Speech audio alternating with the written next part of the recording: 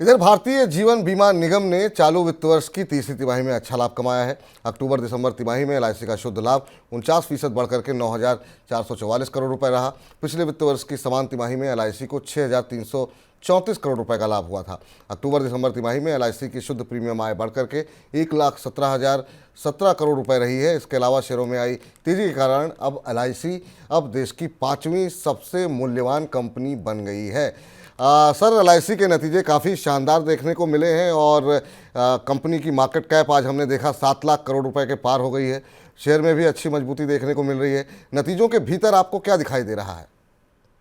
लंबे समय के बाद एलआईसी का स्टॉक अब सक्रिय हुआ है और अपनी ताकत दिखा रहा है, जिसको अगर आप कहें कि रोर कर रहा है, दहाड़ रहा है बाजार में।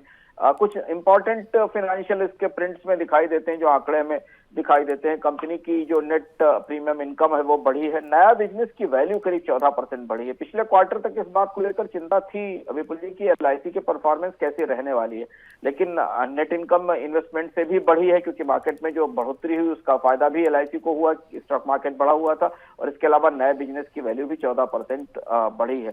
और अब इस क्वार्टर की तेजी के आधार पर बाजार में एलआईसी में लंबे समय के बाद मोमेंटम बढ़ता दिखाई दे रहा है और ये लगातार दूसरी तिमाही है जो हम थोड़ा थोड़ा एक्टिविटी एलआईसी में बढ़ती हुई देख रहे हैं। इधर पीएसयू स्टॉक्स में हमने तेजी भी देखी, उसका भी कुछ अंतर्धारणा हो या उसका मनोवैज्ञानिक असर भी एलआईसी के फायदे में गया है और इसलिए एलआईसी 7 लाख करोड़ रुपए के आसपास का मार्केट कैपिटलाइजेशन वाला स्टॉक हो गया है।